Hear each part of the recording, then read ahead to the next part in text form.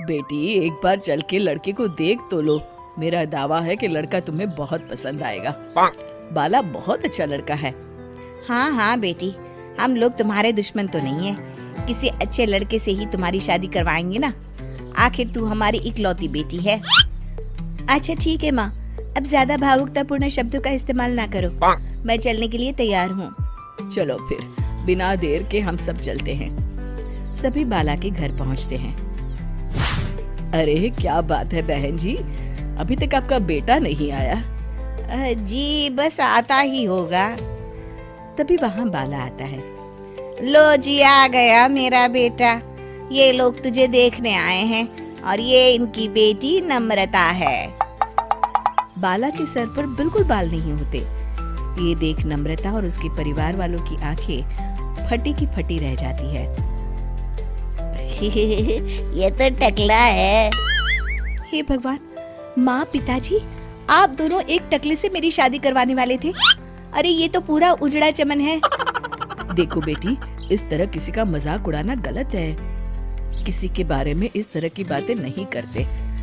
बालों का क्या है, वो तो आते जाते रहते हैं। लड़का टकला है तो क्या हुआ, इंजीनियर है, अच्छा खासा कमाता है।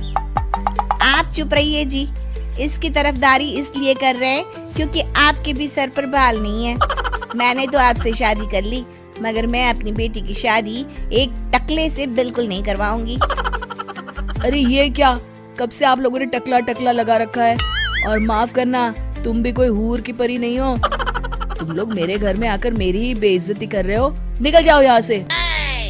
हाँ हाँ तो जा रहे हैं ना, हमें भी यहाँ रुकने का कोई शौक नहीं है। नम्रता और उसके परिवार वाले उठकर वहाँ से जाने लगते हैं। तभी नम्रता का छोटा भाई जाते जाते कहता है, टकला, तेरा बाप टकला। और इस तरह बाला का रिश्ता टूट जाता है। फिर एक दिन सड़क के किनारे एक आदमी घूम घूम कर कंधी बेच रहा होता है। कंधी ले लो, कंधी, एक से बढ़िया एक कंघी ले लो, नए जमाने की कंघी ले लो। अरे भाई ये ले लो। घूमते घूमते वो बाला के पास पहुंच जाता है। अरे भाई साहब, कंधी लोगे क्या? ये लो। तभी उसकी नजर बाला के सर के ऊपर पड़ती है। अरे माफ करना भाई साहब, आप इसे लेकर क्या करोगे? आपके सर पर तो बाल ही नहीं है। आपका तो स्टेडियम पूरा खाली है। चलता हूँ, कंधी ले लो, कंधी ले लो। कंधी वाले की बातें सुनकर बाला को बुरा लगता है। उस समय बाला को ऐसा महसूस होता है कि उसके लिए दुनिया में सबसे कीमती कोई चीज अगर है तो वो सिर्फ बाल है। बाला सड़क पर चलते हुए लोगों के बाल बड़े गौर से दिखता है। चलते चलते बाला एक मंदिर के पास पहुंच जाता है। हे भगवान, तुमने ये मेरे साथ क्या किया? थोड़े से बाल अगर मुझे दे देते तो तुम्हारा क्या चला जाता? सारी दुनिया मेरा मजाक उड़ाती है। अरे भाई, आज पहला इंसान देख रहा हूँ जो मंदिर आकर भगवान से अपने लिए बाल मांग रहा है। बेटा, भगवान ने तुम्हें सब कुछ तो दिया है। अच्छी सेहत है, अच्छी नौकरी है। लगता है तुम्हारी तबीयत ठीक नहीं है। घर जाओ, सब ठीक हो जाएगा। बाला वहां से चला जाता है। घर पहुंचकर बाला खाना खाता है और अपने कमरे में सोने के लिए चला जाता है।